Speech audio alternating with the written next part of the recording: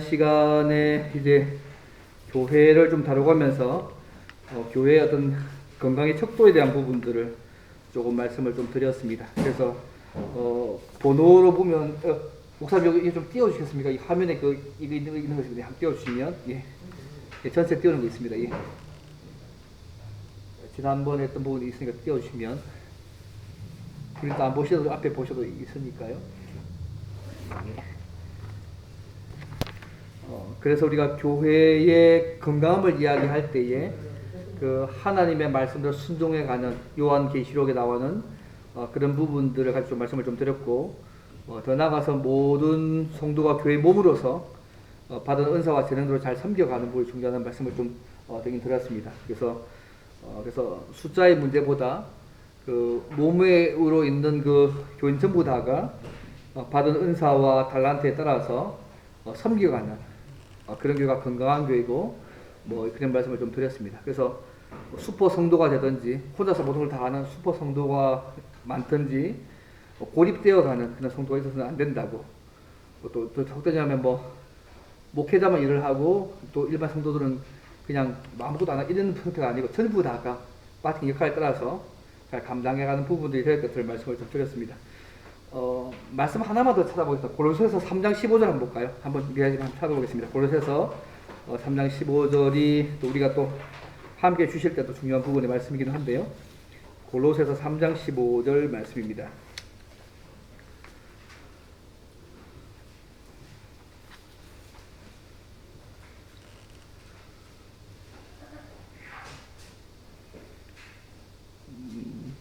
몇 주 전에 장로님 기도하실 때 한번 읽으실 말씀이기도 한 것 같은데요.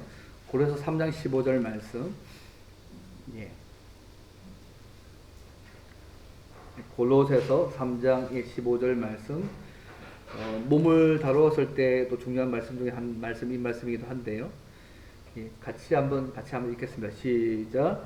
그리스도의 평강이 너희 마음을 주장하게 하라. 너희는 평강을 위하여 한 몸으로 부르심을 받았나니 너희는 또한 감사하는 자가 되라. 예. 아멘. 한 몸으로 부르셨을 때 목적이 평강을 위하여라는 부분이 중요한 포인트이긴 합니다. 이때 평강은 마음의 평강 이런 말만 하는 게 아니고요. 일단 성경에 나오는 평강의 1차적 관계는 하나님과 우리와의 관계가 회복되어진 그 상태의 평안함을 얘기합니다. 그리고 또 상태적으로도 이제 그 관계가 되어 있기 때문에 서로가 그분과의 관계 속에서 그 평안한 관계 속에서 진짜 참다운 상태적 평강도 같이 누려가는 부분들로 우리를 부르셨다는 부분이 굉장히 중요한 부분입니다. 그래서 우리가 한 몸 안에 있는 부분 자체가 이미 이 평강을 누리도록 이미 그분과의 관계 속에서 진짜 그 평화의 관계를 누리고 그 다음 실제적인 상태적 평강 앞으로 우리 삶 가운데 평강을 누려갈 수 있도록 우리 한 몸을 함께 부르셨다는 부분들이 굉장히 중요한 것 같습니다. 그래서 한 몸 안에 주어지는 은혜가 이런 은혜가 사실은 있습니다. 그래서 따로따로 노는 것만이 중요한 게 아니고 한 몸 안에서 주시는 은혜들이 사실은 꽤 많이 있다는 것들을 좀 생각하시면 좋을 것 같고요. 그리고 이게 우리가 교회를 이야기하고 교회를 생각할 때 좀 기억해야 될 중요한 한 포인트가 있습니다. 그게 뭐냐면 보통 사회학자들이요, 사회를 바라볼 때 얘기할 때에 그 본인이 사회 속에 속한 구성원이라는 사실을 간과하면 위험합니다. 그러니까 사회학자가 사회를 볼 때 사회를 평가하고 비판할 때 객관적일 수가 없거든요. 왜냐하면 자기가 사회 속에 포함되어 있기 때문에 사회 속에 내가 포함되어 있다는 사실을 같이 함께 가져야지만 객관성과 주관성을 함께 할 수 있거든요. 교회도 똑같습니다. 우리가 교회에 대해서 이런저런 이야기를 할 때 중요한 것은 뭐냐면 우리가 교회라는 사실들을 동시에 잊지 말아야 됩니다. 우리가 객관적일 수가 없어요. 한국 교회를 얘기하고 세계 교회를 얘기하고 어떤 교회를 얘기할 때 중요한 것은 뭐냐면 내가 이미 교회에 라는 사실, 내가 이미 교회라는 사실을 잊지 않을 필요가 있습니다. 그래서 얘기하면 우리가 사랑이 없다 이러면 나도 사랑이 없다는 걸 얘기하는 거거든요. 그러면 사랑이 없는 게 보이면 교회인 내가 사랑을 먼저 시작해서 사랑이 많아져 가도록 예를 들 출발점을 먼저 가져야 되는 부분이 교회를 얘기할 때 굉장히 중요한 부분입니다. 그래서 우리가 어떻게 해서 객관적이지만 객관적일 수 없습니다. 내가 교회이기 때문에.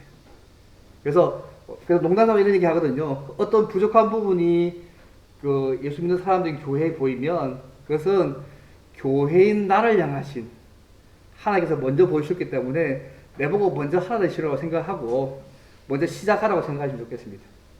그래서 사랑이 부족하거나 기도가 부족하거나 뭐가 부족하면 일단 교회인 내가 먼저 시작하시면 그 다음 하나님께서 또 보시고 딴 분들도 다 함께 좀 따라가서 그걸 형성하도록 만들어 가실 거니까 그런 부분을 교회를 잘 하는 중요한 부분입니다.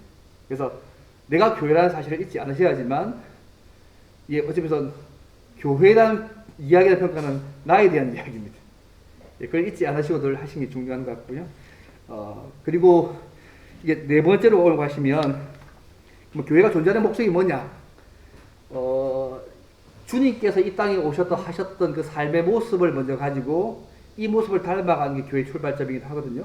그래서 그 4번의 1번을 보시면 뭐 천국 복음을 전파하고 말씀을 가르쳐 제자 삼고 봉사와 치유하는 일이 교회의 존재 목적의 중요한 부분임을 사실은 이야기합니다. 마태복음 4장 23절 밑에 보시면 있거든요.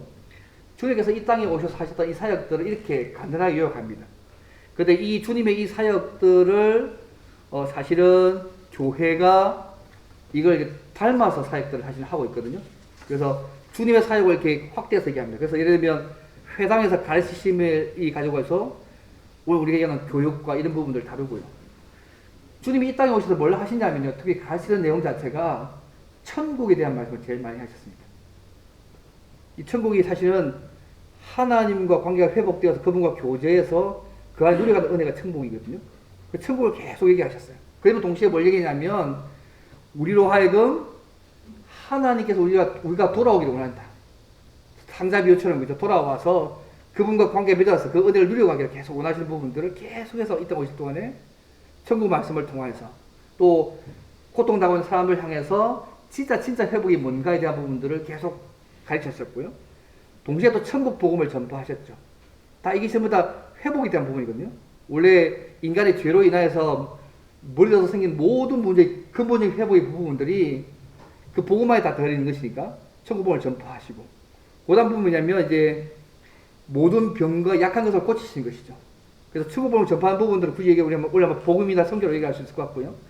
모든 병과 약한 것을 고친 부분들은 올라면 봉사, 치유죠. 그래서 그 예수님 오실 때 치유 자체도요. 원래 하나님이 창조하신 그 모습 그대로 다시 회복하는 거거든요. 그래서 하나님 주님이 오셔서 하신 부분들은 영적인 회복뿐만 아니라 육적인 회복도 동시에 전인적 회복들을 하시기 위해서 이 땅에 오셔서 그분이 어떤 면에서 가르치시는 모습으로 복음을 전파하시는 모습으로 또 모든 병과 약을 고쳐가시는 모습을 통해서 주님께서 영육을 다 회복해 하시는 분이심을 계속 말씀을 하시고 있거든요. 교회가 이 일을 감당했습니다. 그래서 우리가 이런 예수님의 모범을 따라서 사실은 이렇게 굳이 분야를 나누면 뭐 교육을 하고 전도 선교하고 이 봉사 치유한 부분들 해가 이런 성경을 다 묶어서 이 복음을 따라서 이렇게 확대해서 교회 모습을 결정하고 있다는 사실을 좀 기억하면 좋겠고요. 교회를 기억할 때 좀 생각해야 될 부분이 한 가지가 있습니다. 그게 뭐냐면 지난번에 좀 말씀을 드리려 안 드렸는데 우리가 예수 믿는 사람들이 교회잖아요. 그런데 이제 예수 믿는 사람들이 각각 믿음의 단계가 다릅니다. 그래서 예전에 그 빌 하이베스 목사님 교회가 윌로크릭 교회인데요. 이 교회가 이제 한 2만 5천 명 정도 숫자가 되었을 때에 이제 교회가 하는 여러 가지 활동들을 하고 실제로 이렇게 교회가 영적으로 성장하는 것이 비례할 것이라고 생각하고 교회 안에 설문을 조사한 적이 있었어요. 그 교회 소그룹도 있고 그 다음에 이제 예배도 있고 여러 가지 뭐 자원봉사도 있고 다양하게 많이 있는데 그런 모든 부분들이 하나님을 사랑하고 이웃을 사랑해가는 정말 효과적이었을까? 그 자기들 기대했을 때는 2만 5천이 됐으니까 적어도 이런 모든 활동이 어떤 활동은 아마 하나님 사랑하되 이렇게 확대되었을 거고 뭐 이렇게 기대를 하고 설문을 조사했어요. 그런데요 재미있는 통계가 하나 생겼습니다. 본인이 생각할 때는 우리가 했던 여러 가지 뭐 소로 활동이나 예배나 봉사 자체가 2만 5천 명까지 자랐으니까 각기 다양한 포스로 퍼져가지고 성도들이 하나님을 사랑하고 이웃을 사랑하는데 큰 도움을 줬을 거라 생각했는데 막상 설문을 조사해보니까 달랐어요.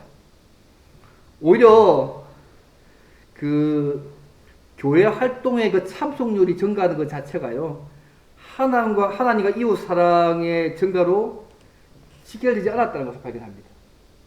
또 하나 모습은 뭐냐면, 교회 안에 불만을 가진 성도가 너무 많다는 걸 발견해요.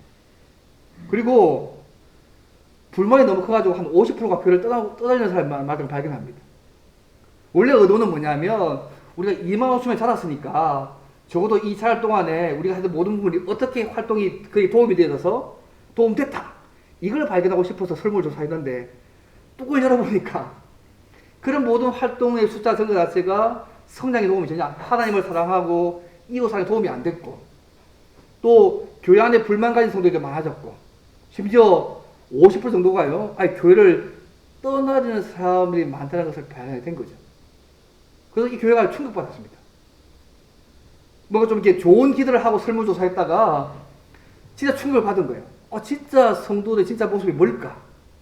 그래서 이제 영적 생활 조사 발견이란 또 다른 질문지를 통해서 진짜 우리의 모습을 발견하는 부분들을 시도합니다. 그래서 이때는 그 빌 하이베스 목사의 그 교회하고요, 1000명의 교회가 합칩니다. 그리고 25만 명의 성도가 다 이 일을 조사해서 진짜 우리가 섬기고 있는 성도들의 진짜 실제 상태가 어떠냐, 이런 부분들을 뭐 절대지는 않지만 도움이 될 수 있는 데이터를 얻습니다. 이 1000명이 1000개 교회고요, 25만 명 성도니까 꽤 많은 데이터가 되잖아요. 그래서 알게 된 게 뭐냐면, 어떤 것이 영적 성장을 하게 만들고 또 생동감 넘치는, 그분께서 원하시는 교회로 이끌까의 부분들을 발견하는데요. 알게 된 부분이 뭐냐면, 교인 4명 중에 1명 정도가요, 영적 침체나 불만들을 가진다는 것을 발견합니다. 그쪽 데이터입니다. 절대지는 않은데 좀 도움이 되는 부분이고요. 또 심지어 뭐냐면, 교회의 활동 자체가 성도들의 장기적인 영적 성장을 예측할 수도 이끌어낼 수 없다는 걸 알게 됩니다. 또 중요한 것은 뭐냐면, 가장 헌신적인 신자들조차도 주님의 명령, 전도라 명령 같은 제사삼 명령과 거리가 먼 삶을 살고 있다는 것들을 사실은 알고 있습니다. 또 하나가 뭐냐면, 교회 다니지만 신앙에 무관심한 사람들이요, 다수의 불신자들이 주님을 받아들일 가능성이 오래 살면 살수록 낮다는 걸 통계로 발견합니다. 절대적은 아닙니다. 근데 이 통계에서만 발견한 부분입니다. 그래서 이걸 통해서 뭘 하면 그룹을 4그룹 나눕니다. 첫째 그룹은 뭐냐면 주님을 알아가는 그룹입니다. 그 그룹은 뭐냐면 하나님을 믿지만 예수님에 대해서 잘 모르겠다. 신앙이 내 삶에서 그렇게 큰 비중을 차지하지 않는다는 비중이 첫 번째 그룹입니다. 두 번째 그룹은 뭐냐면 그리스도 안에서 성장하는 그룹이 두 번째 그룹을 발견합니다. 예수님을 믿긴 믿는데 뭐 그분을 알기 위해서 여러 가지 일을 하면서 막 배우는 단계. 두 번째 그룹이고요. 세 번째 그룹은 주님과 친밀한 단계입니다. 주님과 가까이 있으면서 매일매일 그분의 인도하심을 받는 그룹 세 번째 그룹이고요. 네 번째 그룹은 뭐냐면 그리스도가 삶의 중심이 된 그룹입니다. 그래서 주님과 나와의 관계가 제일 중요합니다. 그래서 그분과의 관계가 그 사람의 모든 행동을 다 이렇게 막 인도하는, 내 삶을 온전히 누릴 수 있는 그런 관계가 네 단계거든요. 그래서 이 통계를 통해서 25만 명을 해봤는데 이런 네 그룹으로 교회에 나눠진다는 거죠. 그래서 앞에 그룹은 교회 다니지만 예수를 구주로 고백하지 않는 부류가 한 부류 있던 걸 알게 된 거고요. 2번, 3번, 4번 그룹은 예수를 막 영접해서 막 시작하는 배우는 단계, 또 좀 더 친밀한 관계 단계, 이런 더 내 삶을 더 적극적으로 드리는 관계 네 개를 이게 구분한 걸 알게 된 것이죠. 그러면서 결론이 뭐냐면 1단계에서 2단계로 넘어가는 그 방법이 뭐냐면요. 결론은 그래, 교회가 그죠? 각 사람의 믿음의 단계에 따라 적절하게 접근하고 도와주어야 될 필요성을 느끼게 됩니다. 그래서 1단계에서 2단계로 넘어가는 거. 이러면 하나님을 믿지만 주님을 모르는 사람이 주님을 이제 믿기 시작하는 그 단계로 넘어가기 위해서는 할 일이 뭐냐면 그 영적인 그런 믿음의 그 신념, 믿음의 체계를 토대를 굳건하게 세워주는 일들을 하는 일이 중요한 걸 발견합니다. 그래서 교회, 특히 이때는 교회 활동 같은 거죠. 활동이 이 주님을 만나는 법에 큰 도움이 되는 걸 알게 되어서 요 단계에서 요 단계로 넘어가는 상황에는 다양한 교회 활동을 통해서 주님을 만날 수 있는 데까지 가는 부분들을 적어서 이렇게 많이 해주는 게 필요하다 생각하고요. 그 다음에 2단계. 그러니까 주님을 막 알기 시작해서 이제 주님과의 좀 이렇게 친밀한 관계로 가기 원하는 사람에게는 뭐가 필요하냐면 개인적인 신앙 훈련들을 해서 하나님을 만나갈 수 도와주는 게 필요하다는 거죠. 예를 들면 말씀을 묵상하고 그 말씀을 삶에 적용하는 부분들을 해서 주님과 나와의 친밀함을 하는 부분이 중요한 거죠. 근데 이 친밀함이 제일 중요한 게 뭐냐면 이 통계에서요 제일 효과적인 방법 중에 하나가 뭐냐면 말씀 묵상이었어요. 이 말씀을 읽고 1년 정도가 아니고 읽고 나서 그 말씀을 내 삶에 적용해서 구체적으로 그 말씀을 살려고 하는 그 말씀의 묵상 부분들이 처음 막 예수님을 알아가는 단계에서 좀 더 이제 예수님과 친밀한 관계로 가는 그 방법에서 특히 제일 중요한 방법이었습니다. 그래서 말씀 묵상을 굉장히 중요한 부분으로 이 통해서 그랬습니다. 그래서 말씀을 읽고 그 말씀을 내 삶에 좀 구체적으로 적용해서 그 말씀을 살아가도록 돕는 부분들을 2단계에서 3단계로 할 필요가 있고요. 그 다음 이제 3단계에서 4단계는 뭐냐면 이제 주님과 친밀한 관계 있는 사람이 주님과 친밀함만 하고 더 이상 안 나갈 모습이 있다는 거죠. 여기가 좋사오니 더 이상 이런 주님과 친밀함이 있는 사람이 좀 더 이제 주님이 삶의 중심이 되셔가지고 이제 내 삶의 모든 부분들을 온전히 바쳐가는 삶을 사는 단계로 가려면 뭐가 필요하면 3단계, 4단계에서는요 그 예수님을 향한 그 사랑을 복음 전도를 통하든지 영적 섬김을 통하여서 표현해서 그것이 이제 주님께서 우리의 삶의 중심에 있는 걸 표현할 수 있는 부분들로 해야지만 3단계에서 4단계 간다는 거죠. 왜냐하면 의외로 하나님과 나와 영적인 친밀감만 유지하고 더 이상 안 나가는 사람들이 많다는 거죠. 불두가. 해보니까. 근데 우리는 부분은 주님이 지상명령을 주셨잖아요.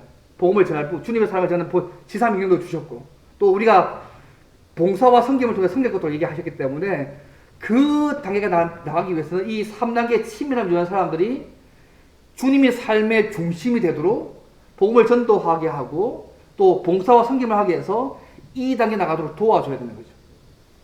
이 절대적 통계는 아닌데요. 이걸 통해서 알 수 있는 게 뭐냐면 교회가 우리가 서로 이렇게 살아가고 도와가는 역할을 서로 해야 되는데 각 믿음의 단계에 따라서 적절한 도움과 그런 부분들을 감당해야 되는 것들을 알게 된 것이죠.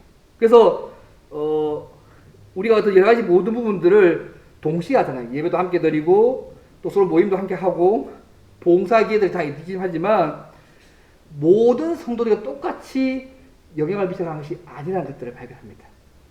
그래서 어떻게 좀 결국은 주님의 장성한 분량을 자라가도록 만드는 것이 우리의 목표라면 주님이 원하시는 제자로 만드는 것이 목표라면 각자의 믿음의 단계에 맞게 우리가 그 사람에게 접근해서 도와줄 필요가 있다는 것입니다.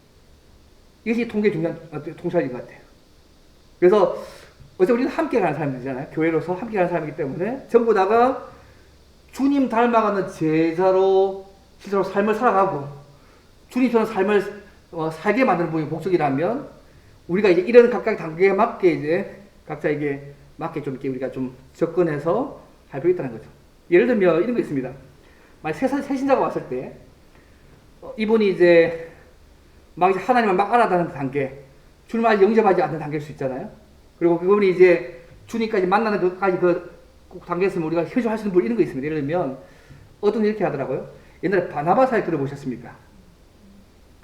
근데 바나바 사역 꽤 이게 힘들거든요. 근데 그 바나바 사역을 좀 쉽게 해서 누구 한 분이 오면 그 사람과 좀 비슷한 처지나 형편이나 어떤 그런 거 있는 사람을 한 명이 그분을 한 5주 동안 책임집니다. 어떻게 책임지냐면 평일날 할 거 아무것도 없습니다. 평일날 그냥 교회 한번 오는 거 확인하고 교회 오시게 되면 함께 예배를 같이 드려주고 밥을 같이 먹고 밥을 먹을 때 중요합니다. 밥을 먹을 때 뭐 어디 사람 한번 물어보고 더 중요한 건 뭐냐면 밥을 먹을 때마다 새로운 사람 한 명을 같이 소개해 줍니다. 소개해서 같이 밥 먹는 것입니다. 그러면 한 5주면요 이분이 5명을 알아가게 됩니다. 그 작업이 끝입니다. 그래서 이게 교회 안에 처음 와서 친밀도를 가질 수 있는 사람들을 한 5명 정도를 알게 만들어서 그분이 이제 정착하도록 도와가는 것이죠. 뭐 1단계에서 2단계 가는 하나의 방법도 있습니다. 이거는 뭐 교회마다 다양한 방법을 사용할 수 있으니까요.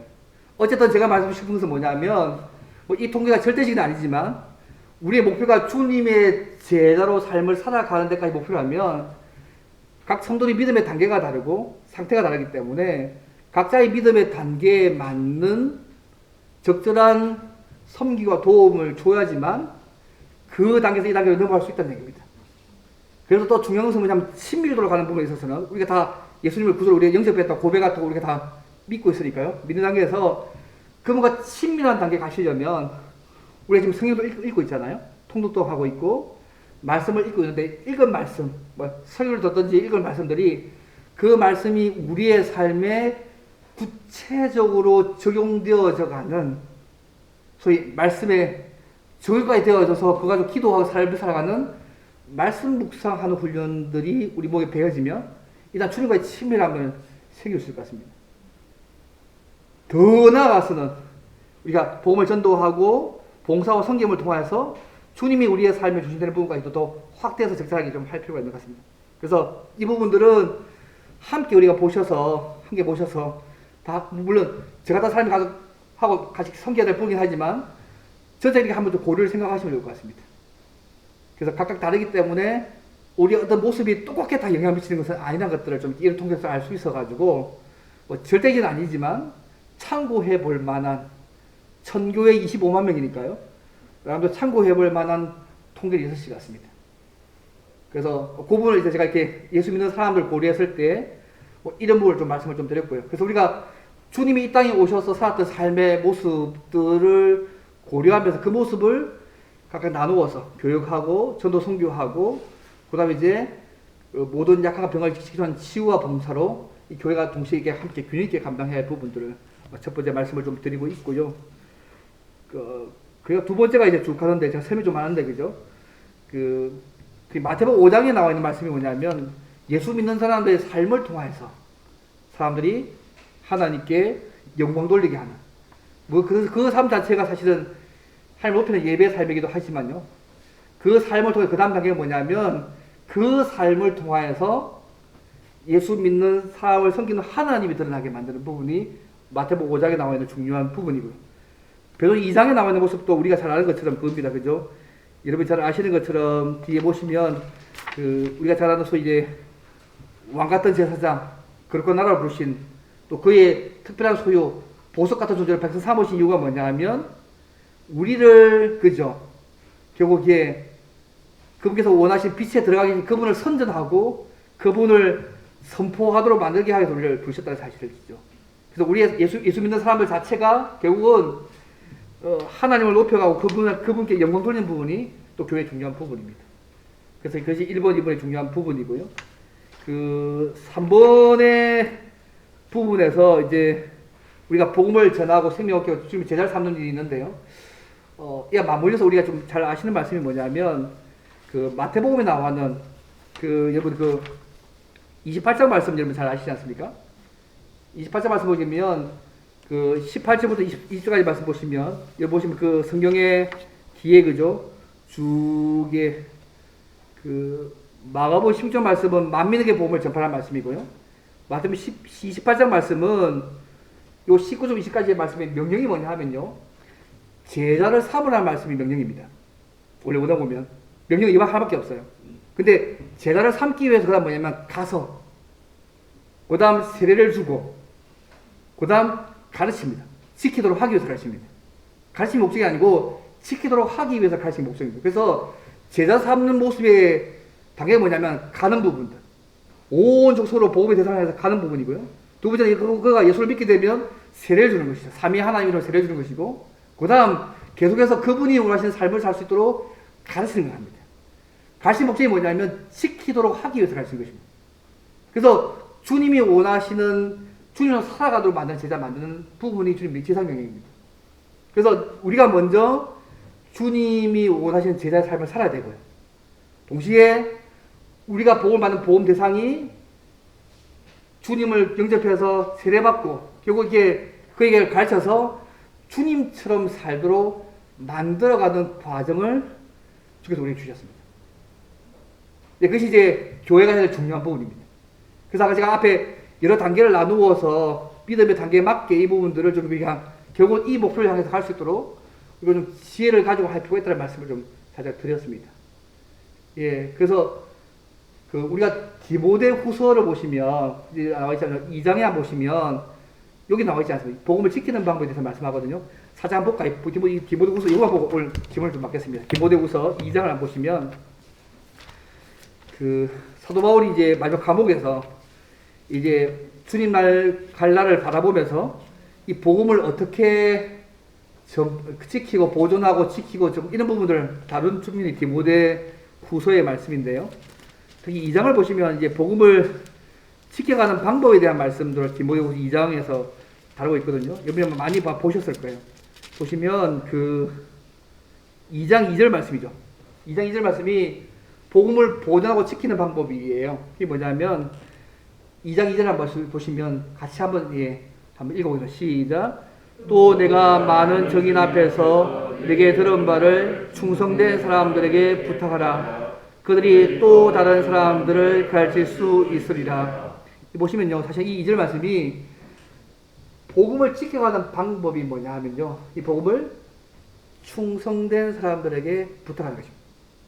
또 이 사람이 또 다른 충성된 부탁해서 이 복음이 계속 이어가게 만드는 방식이 복음을 지켜야 중요한 방법 중 하나입니다. 그래서 마태복음에서는 제자를 삼는 모습으로 그걸 설명하고 있다면 이 디모데후서 2장에는 이게 충성된 사람에게 복음을 부탁하는 방식을 이렇게 설명을 하고 있습니다. 그래서 오늘 교회가 우리가 이 일들을 사실은 이렇게 거기에서는 우리 부모 세대가 우리 자녀 세대에게 내가 먼저 제자의 삶을 먼저 살고 그들도 주님의 제자로 삶을 살아갈 수 있도록 도와가는 역할들을 우리 모두가 이렇게 부모도 해야 되면 영적인 부분 우리 교회가 함께 다 같이 해야 될 책임이 우리에게 있다는 부분들을 그래서 우리가 다음 주 유아 세례도 그런 의미에서 중요하지 않습니까? 그들 부모만의 자녀가 아니라 영적인 부모인 교회인 우리의 또 자녀이기 때문에 우리가 그렇게 키워갈 책임을 고백하는 것이 유아 세기도 하지 않습니까? 그래서 오늘 여기까지만 쭉 하겠습니다. 혹시 질문사항 있나요? 좀 교회가 뭐 하는 부분들 조금씩 생각을 좀 다루던데요. 언제 기회가 되시면 원하시면 제가 은사 체크도 해드리겠습니다. 원하시면 각자마다 달란트가 뭔지 부분들 체크해 드릴 수도 있고요. 내가 받은 은사가 어디에 어떤 열정을 가지고 섬겨야 될지 부분들을 원하시면 아마 체크해서 아마 할 수 있도록 도와줄 수도 있습니다. 혹시 이까지 좀 빨리 끝내라는 식으로 눈빛을 보내셔서 오늘은 간결하게 보내시면 몇 분 계셔가지고 잠시 끝내도 되겠습니다. 그죠? 그럼 제가 기도하고 오늘은 너무 강하게 빨리 마치면 좋겠다는 마음 표정이 눈빛이 보이십니다. 기도하고 마치겠습니다. 하나님 감사합니다. 예수 믿게 하셔서 교회로 불러주셨는데 우리 통하여서 하나님 영광 드러내 주시고 주의 복음이 증거될 뿐만 아니라